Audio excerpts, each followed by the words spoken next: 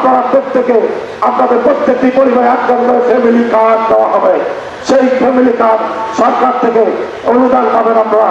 সেটা দিয়ে আমাদের মায়েরা, আমাদের বোনেরা, আমাদের চাচিরা, আমাদের দিদিরা, কাকিরা তাদের সংসারে কিছুটা হলেও তারা সাহায্য করতে পারবেন। আজকে আমি মনে করি আজকে কুড়িগ্রামে অনেক সমস্যা হয়। কুড়িগ্রামের কর্মসংস্থানের ব্যবস্থা করতে হবে, যুবকদের কর্মসংস্থানের ব্যবস্থা করতে হবে।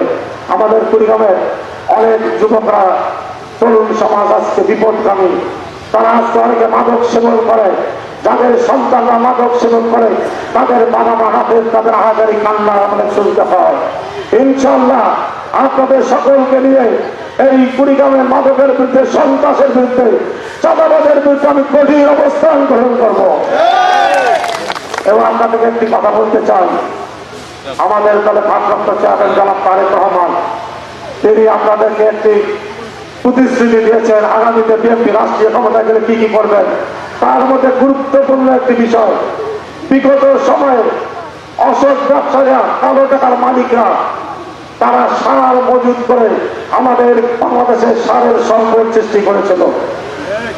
ইনশাআল্লাহ আমাদের দলের চেয়ারম্যান জনাব তারেক রহমান বুঝতে পেরেছেন, যেই কারণে তিনি আমাদেরকে ইনশাআল্লাহ আপনাদের প্রত্যেকটি কৃষককে কৃষক কার্ড দেবেন।